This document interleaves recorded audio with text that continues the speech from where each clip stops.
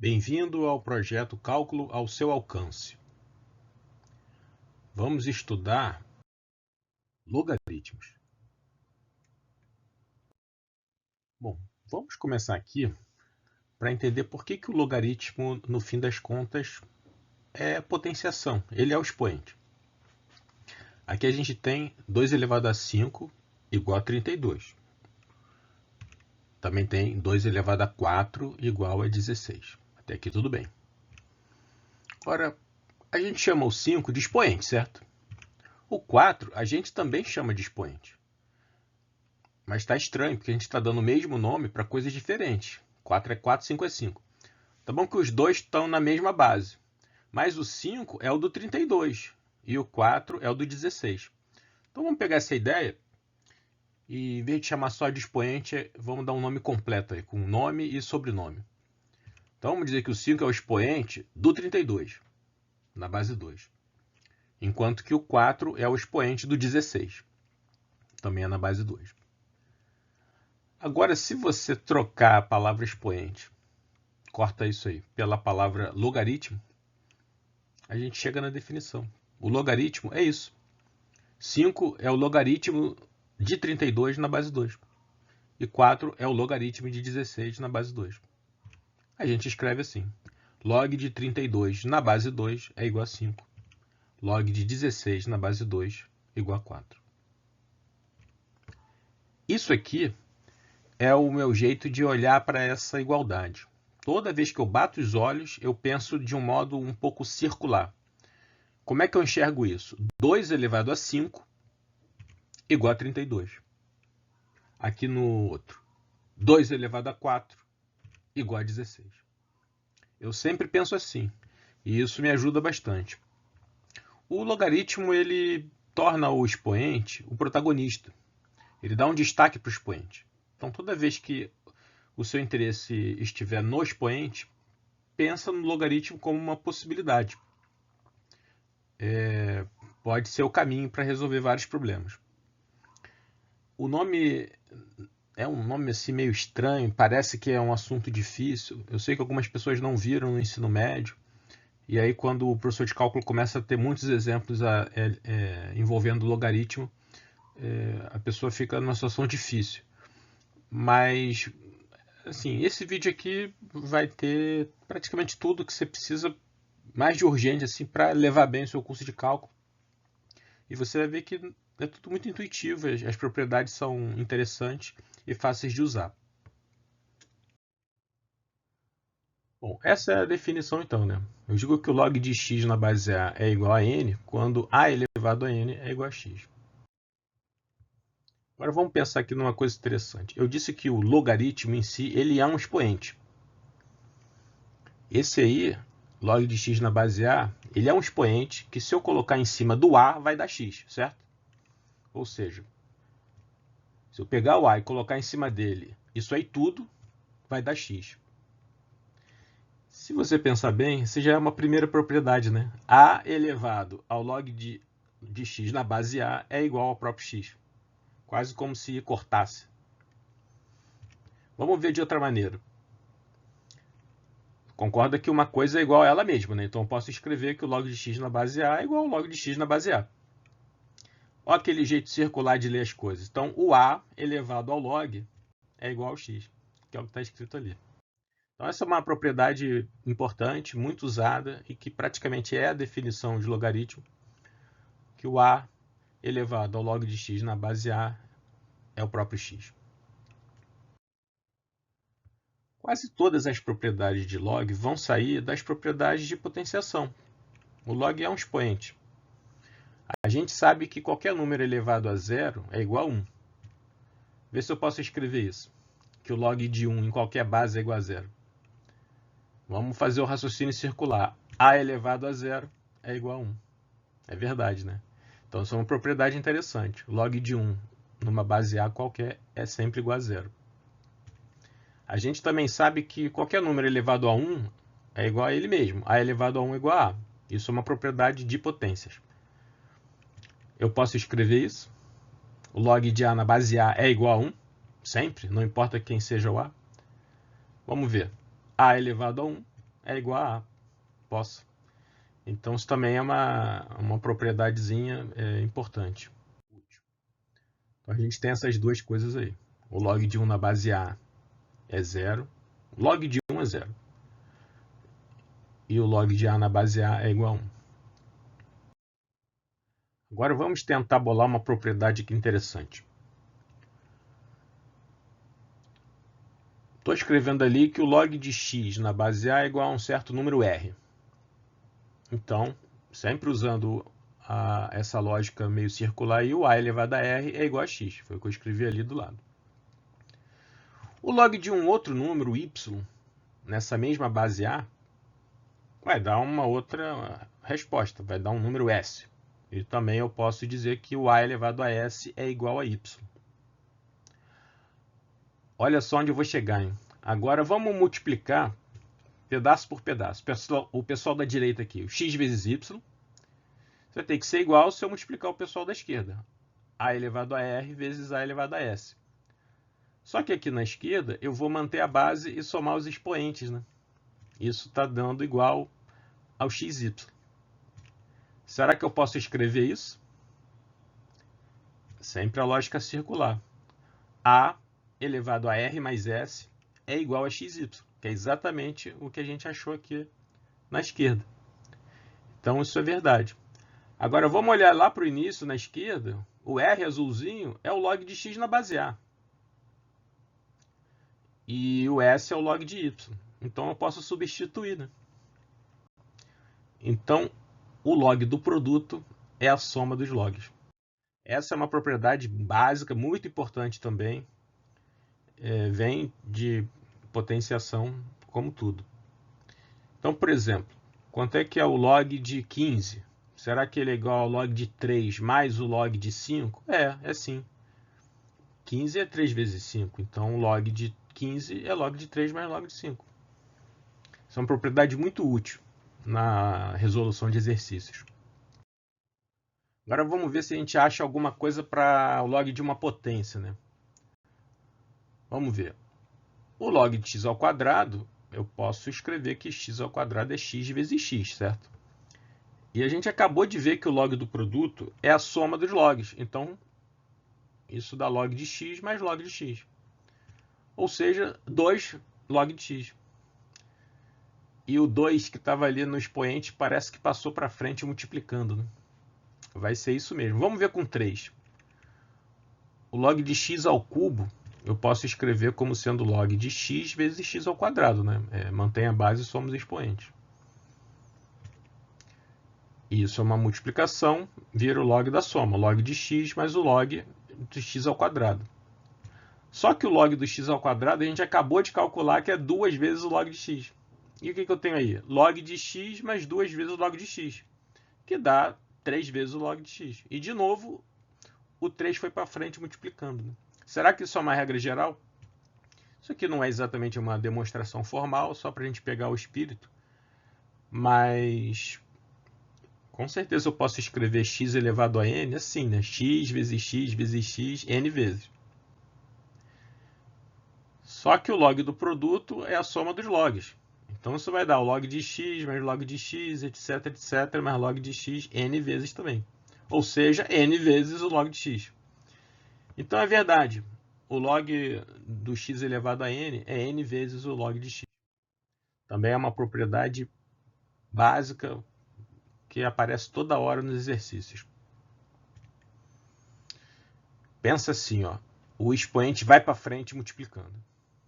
Às vezes é bom a gente ter essas percepções visuais do log, né? Bater o olho ali num expoentezinho e manda ele para frente. Bom, a gente já tem ali uma propriedade com expoente, vai conseguir arranjar outras. Lembrando como é que a gente lida com o expoente fracionário, né? Ele vai virar uma raiz.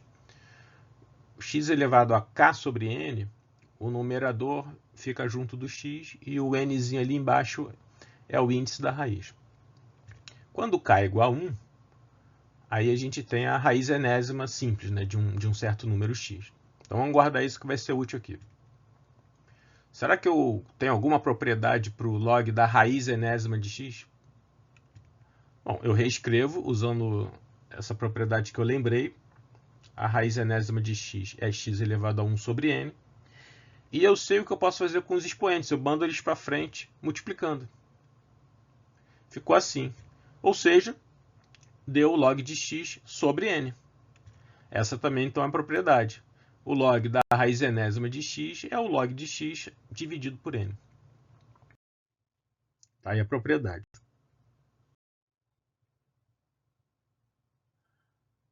Agora vamos ver isso aqui. Ó. É bom que a gente vai relembrando também as propriedades de potenciação. Né? Quando o expoente é negativo, a gente inverte. Né? Então, um certo número a elevado a menos n fica 1 sobre a elevado a n. Será que isso me ajuda a entender como eu lido com o log de uma divisão, log de x sobre y, na base A? Bom, eu vou escrever isso como sendo x vezes 1 sobre y. É a mesma coisa que x sobre y. E usando a propriedade ali de cima, 1 sobre y é y elevado a menos 1. Só que agora eu tenho um log de um produto, que é a soma dos logs. Log de x mais log de y elevado a menos 1. E aquele menos 1 expoente, ele vai para frente multiplicando. Então eu repito o log de x na base A e agora aparece o menos 1 ali na frente do log de y. Aí mais com menos dá menos. E eu obtive essa propriedade, que o log da divisão é a diferença dos logs. Né? Tá aí a propriedade. Ela é meio simétrica em relação ao log do produto. Né? O produto vai dar a soma dos logs e a divisão vai dar a diferença dos logs.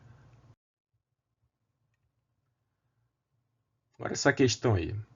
Se eu sei o log de x na base A, será que eu já consigo uma fórmula para obter o log de x numa outra base B? Será que eu consigo mudar a base? Que vai ser um raciocínio mais interessante. Vamos ver se a gente consegue entender bem. Tem essa propriedade aqui, foi logo a primeira, né? A elevado ao log de x na base A dá o próprio x. Só que isso não é exclusividade do A. O B elevado ao log de x na base B também vai dar o x. Então, as duas coisas são iguais, né? Posso escrever isso aqui. A elevado a log de x na base A é igual a B elevado ao log de x na base B. Agora é que vem a confusão. Eu vou destacar com um quadradinho azul essa base A. Vou destacar numa bolinha verde o log de x na base A, esse expoente aí. E vou botar numa nuvenzinha cor laranja tudo isso aqui do lado direito, o B elevado ao log de x na base B. Agora vê se eu posso escrever isso. Será verdade que o log daquilo tudo laranja na base azul é igual a bolinha verde? Bom, que a gente sempre faz. O quadradinho elevado à bolinha verde é igual a nuvem? Pois isso é exatamente o que está escrito ali em cima, né? O A, que é o quadradinho, elevado à bolinha verde, que é o log, é igual à nuvem toda. Então, eu posso escrever isso. E eu vou escrever. Estou usando as cores para ajudar um pouco. Então, o quadradinho azul virou uma letra A azul ali, que é a base. O log de A. Aliás, o log na base A. Log de quem? Daquilo tudo em laranja, né? O B elevado ao log de x na base B. Isso é igual a bolinha verde, o log de x na base A. Ali no laranja, aquele log de x na base B é um expoente. Então, ele vai para frente multiplicando. Fica assim, né? O log de x na base B vezes o log de B na base A é igual ao log de x na base A. Agora, eu passo o log de B na base A, que está aqui multiplicando, para o outro lado dividindo, e cheguei na minha fórmula de mudança de base. Ou seja, se eu sei o log de x na base A e quero passar para a base B, é só eu dividir o log que eu tenho, o log de x na base A, pelo log da base nova na base velha. Né? Essa é uma fórmula de mudança de base. Não é tão usado não, tá? Não é a coisa que você vai mais usar nas suas aulas de cálculo, não. Mas é interessante também. Bom, logaritmos têm toda uma tradição histórica Antigamente eles calculavam por métodos de aproximação numéricas, faziam tábuas, publicavam e vendiam livros com as tábuas de logaritmo, como se uma parte do problema estivesse resolvida e, sabendo usar as propriedades de logaritmos, as pessoas interessadas conseguiam resolver várias outras, né? E nessa tradição, duas bases sempre se destacaram. A base 10, porque o 10 é um número bem, normal no dia a dia. E esse número é aí, que é um número super especial. A gente vai conversar sobre ele brevemente daqui a pouco. Essas bases especiais, elas vão ter notações especiais. É só isso, mais nada, porque ela vai valer para elas o que vale para qualquer logaritmo. Mas quando a base é 10, ao invés de escrever log de x na base 10, a gente escreve apenas log de x. A gente omite o 10. Se você ler log de x, já está subentendido que a base é 10. E o log na base E, não dá para omitir, fica igual ao outro, né? Então a gente bota um nzinho ali, é o ln de x. Esse n é de natural, ou algumas pessoas podem pensar em neperiano também. Ln de x não é que está sem base, não. A base é esse número aí, E. E as calculadoras científicas costumam ter essa função, as duas. Então você vê a tecla log ali e a tecla ln. Mas é raro você ter uma tecla... essa calculadora até tem, ele um pouco mais confuso. Você pode colocar um pouquinho ali acima, né? Outras bases. Mas não é tão comum. Às vezes nem tem as duas, tem só o log natural e pronto. Mas o fato é que você consegue, com uma calculadora científica, a calculadora do seu smartphone, você consegue calcular o log de qualquer número. Vamos falar um pouquinho sobre o número E. Número de Euler. Euler, né, um dos grandes nomes da história da matemática, talvez ele e o Gauss sejam os principais. Enfim, não vou fazer nenhuma afirmação firme, mas são grandes destaques. Ou Napier, também Napier, um matemático lá da Idade Moderna. O E é um número irracional, é tipo um π. Além de ser irracional, ele é de uma categoria de números que é interessante, que os matemáticos chamam de números transcendentais. A definição está aí em vermelho. Um número transcendental, ele não é raiz, ou seja, não é resposta de nenhuma equação polinomial. Equações que têm o coeficiente inteiro. Não vale botar E vezes X, aí fica fácil. Mas se você tem um polinômio do tipo 5x ao cubo mais 3x ao quadrado menos 7x mais 4 igual a 0, a resposta nunca vai ser E. E também nunca vai ser π, que é outro número transcendental. Esse aí é o E.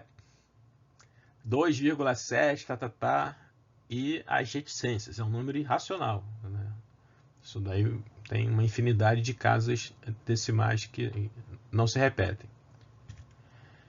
E por incrível que pareça, é fácil memorizar vários dígitos do E, porque tem esse jeito de agrupar que fica muito... enfim, pelo menos não é tão difícil. É o 2,7, que no fim das contas é o mais importante de você memorizar, porque você tem sempre que saber a ordem de grandeza do número. Em alguns problemas isso vai ser importante. Deu E a quinta, mas estamos falando mais ou menos de 3 a quinta. Pouco menos do que 3 a quinta. Então 2,7, isso daí você memoriza a força mesmo, e é importante memorizar.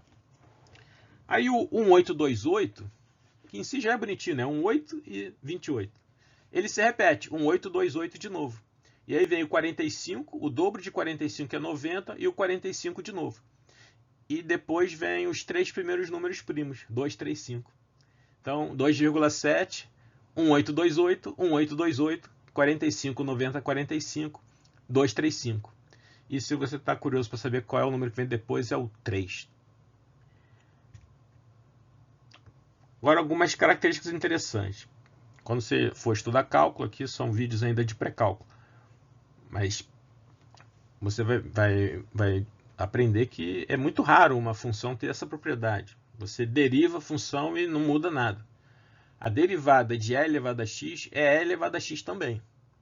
O fato dessa função ter essa propriedade faz com que ela seja muito especial, né? E por algum motivo, é curioso isso, mas quando os cientistas modelam fenômenos com crescimento populacional ou mesmo matemática financeira, existem vários fenômenos onde o número e aparece. O estado do sistema no tempo t é e elevado a t. E realmente é muito aplicado. É por isso que essa constante, apesar de ser um número irracional tão peculiar, ficou tão central na teoria da matemática, porque realmente é um número que aparece muito. Aqui uma curiosidade, existe essa identidade de Euler, que é uma beleza da matemática. Ela consegue reunir numa única igualdade os 5 principais números da história da matemática, que é o 0, o 1, o e, o π e o i. I é aquela partícula imaginária definida como raiz quadrada de menos 1. Né? E elevado a iπ mais 1 é igual a 0. Os 5 estão aí e só os 5. É como se fosse o clube dos números importantes. E você consegue obter aproximações do E com essa expansão aí, com esse somatório. 1 sobre k fatorial, começando do zero, ou seja, 1 sobre 0 fatorial, somado com 1 sobre 1 fatorial, com 1 sobre 2 fatorial, 1 sobre 3 fatorial, 1 sobre 4 fatorial. Você vai chegar no 2,71828. Olha só, 0 fatorial é 1. 1 dividido por 1 dá 1. 1 fatorial também é 1. 1 sobre 1, 1. Então, no 1 sobre 0 fatorial com 1 sobre 1 fatorial, já tem 1 mais 1 igual a 2. E 2 fatorial é 2. 1 sobre 2 é 0,5. Então, ali nas 3 primeiras parcelas, eu já estou em 2,5. 3 fatorial é 6. Então, 1 sexto é 0,1666, algo assim. Já estamos no 2,666. Está chegando perto do 2,7. Quando você coloca o 1 sobre 5 fatorial, você já está com uma aproximação excelente. Além disso, o número e também é igual a esse limite. Ou seja, se você começar com um número n qualquer, vou considerar aqui que você nunca estudou limite. A ideia é de você tomar valores de n cada vez maiores. Então, por exemplo, n igual a 1. Está dizendo aqui é 1 sobre 1 mais 1, 2 elevado a 1 dá 2. Aí se você pega um n um pouquinho maior, por exemplo, 10. 1 mais 1 décimo elevado a 10. 1,1 elevado a 10. E aí você vai tomando valores de n cada vez maiores. 1000. 1 sobre 1 milésimo elevado a 1000. Você vê que tem uma tensão aí, porque se dependesse daquele n ali do expoente, isso ia explodir para infinito. Um expoente muito grande, o resultado vai ser infinitamente grande. Agora, quando eu divido 1 por um número muito grande, aquele 1 sobre n vai ficando cada vez mais perto de zero. 1 dividido por 1 trilhão não dá nada, é 0, quase nada. Então, o parêntese vai ficando cada vez mais perto de 1. E 1 elevado a qualquer número dá 1, né? Então, assim, se dependesse do 1 sobre n, isso está virando 1. E se dependesse do expoente n, isso está indo para infinito. Na tensão entre essas duas forças, o resultado é o seguinte, fica no 2,71828. Então, isso também é uma definição do número e, que aparece ali naquela integral definida entre 1 e e, a integral de 1 sobre x dx, naquele intervalo de integração ali dá 1. Então, o número e ele vai aparecendo em todo canto, é um número realmente muito interessante. E se você pesquisar por aí, você vai ver vários sites sobre o número e. E como é que isso aparece nos nossos estudos? Vou dar 3 exemplos aqui. Equação exponencial. Óbvio. O log ele é um esforço para isolar o expoente. Então, se a sua variável está no expoente, é natural que o log te ajude. Eu vou dar um exemplo aqui de matemática financeira. Essa é uma fórmula, né? Então, começo com capital C e deixo aplicado por N meses, ganhando um juro de R% ao mês, eu vou chegar no montante M. Essa é a fórmula. Aí tem um probleminha aí. Se o juro é 1%, em quanto tempo 100 mil vira 1 milhão? Eu monto o problema, respeitando a fórmula, 1 milhão é igual a 100 mil vezes 1 mais 1%, ou seja, 1 dividido por 100, 0,01, elevado a n. Aí faço as continhas e acaba dando isso. 1,01 elevado a n igual a 10. Como é que eu resolvo isso? A gente não aprende a resolver essa equação com métodos simples. O log é o jeito de resolver esse tipo de equação exponencial. Você aplica log dos dois lados.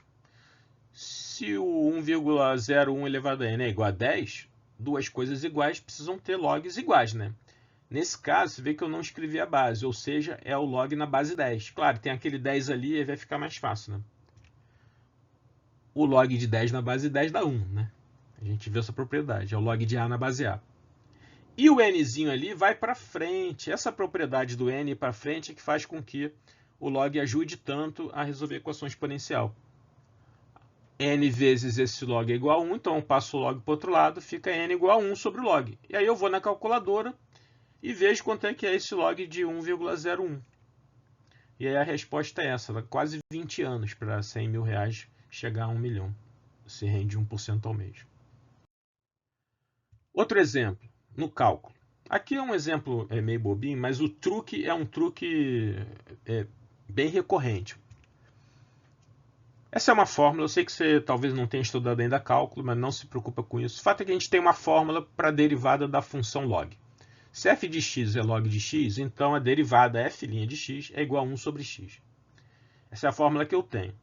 Só que aí o professor coloca na prova a derivada de uma outra função mais complicada, g, definida como sendo log natural de x vezes a raiz de x. Como é que eu resolvo?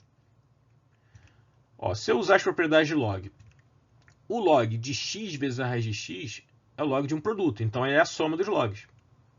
A raiz de x é x elevado a meio, e esse meio vai para frente multiplicando. Agora, eu fiquei com log de x mais 0,5 vezes log de x. Bom, você não sabe cálculo ainda, mas só para avisar, você não poderia fazer uma coisa ingênua do tipo, se a derivada do log de x é 1 sobre x, então o log daquilo tudo é 1 sobre aquilo tudo. A resposta, 1 sobre x raiz de x. Não, isso não pode fazer não. Mas isso aqui pode, eu vou derivar o log de x, que dá 1 sobre x, vou derivar ele de novo ali para multiplicar por meio, vou fazer a continha e pronto, facilmente cheguei no 3 sobre 2x. Então, o tempo todo a gente fica manuseando as propriedades dos logaritmos.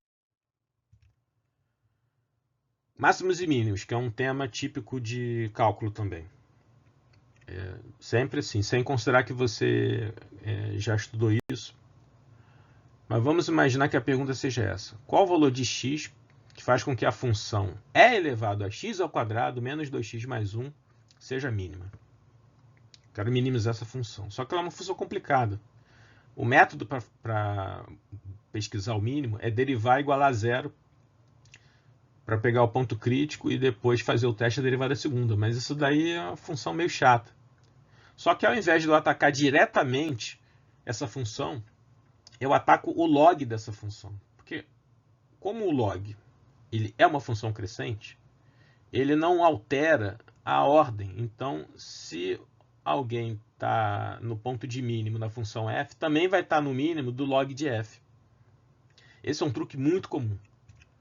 Então, eu defino uma função g como sendo log da função f que me deram. Ou seja, g é o log natural de e elevado a x ao quadrado menos 2x mais 1. Eu escolhi agora o log natural porque tem aquele e ali, né? E aí eu de novo vou usar aquela propriedade, log de a elevado a x na base a, né? Olha o que está escrito ali, ó. Mais log natural de e elevado àquilo tudo é igual àquilo tudo.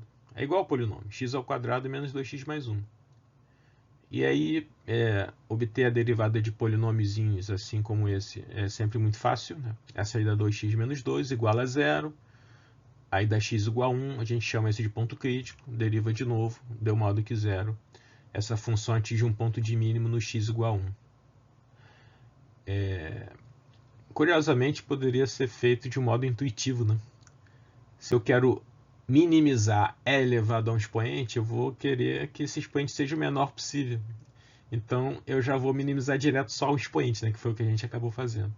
Mas o truque de abordar o log de algo em vez de ir direto para o algo é muito comum, muito recorrente. Agora, para finalizar, vamos para alguns pontos de atenção. Toda arte aqui consiste em usar as propriedades que existem, mas também não usar o que não existe, não inventar, só porque as coisas, na aparência, são sugestivas. Isso, por exemplo, é um exemplo clássico. Infelizmente, não existe uma propriedade para o log de x mais y. Então, evitem cair na tentação de desenvolver algo parecido com isso. Outra coisa que às vezes confunde. Aquela propriedade super interessante em que o nzinho vai para frente multiplicando, não é nesse contexto em que o expoente é para o log todo. Aí não funciona. Veja a diferença. Aqui o n é o expoente apenas do x. Então eu tenho o log daquela coisinha ali azul. Aí sim o n vem para frente multiplicando o log de x. Aqui um fato também interessante. Não tem log de zero. A elevado a quanto vai dar zero? Essa lógica que a gente usa aqui circular, né? A elevado a quanto vai dar zero? Pensa o A como um número positivo. 2 elevado a quanto vai dar zero? Não tem resposta. Não é possível fazer com que 2 elevado a um número dê zero. Então, não existe o log de zero, tá? Em nenhuma base. Isso não vai acontecer. Que conceitualmente, quando a gente está falando do log de x numa certa base A, a gente poder pensar em termos de uma função log, a gente está falando de um x maior do que zero, estritamente maior do que zero, e a base também tem que ser estritamente maior do que zero. Então não existe o a igual a zero e nem negativo. E além disso, também não falamos de log com a base igual a 1. O a tem que ser diferente de 1. Você pode pensar um pouquinho e ver o que aconteceria. 1 elevado a quanto dá x? Né? Fica estranho. E aqui o gráfico da função log. É uma função crescente. Eu fiz o desenho da curva bem espesso para aparecer bem. E por causa disso está tocando ali no eixo vertical. Mas isso é só porque a curva está muito grossa.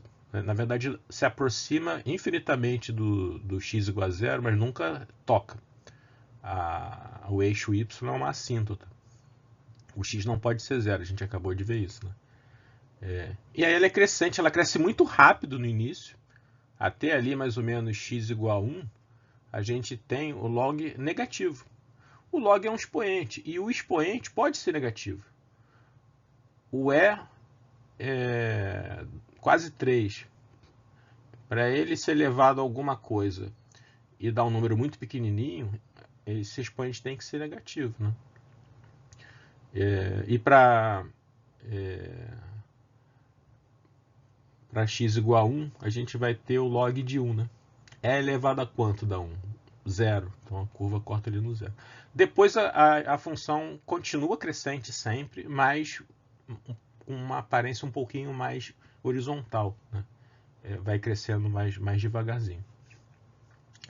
Bom, esse vídeo aqui a gente revisou as coisas principais de logaritmo, as que mais aparecem. Acho que com esse vídeo você está bem preparado para compreender bem as aulas de cálculo e fazer os exercícios. Espero realmente tenha sido instrutivo. Obrigado por ter assistido. e espero que tenha gostado.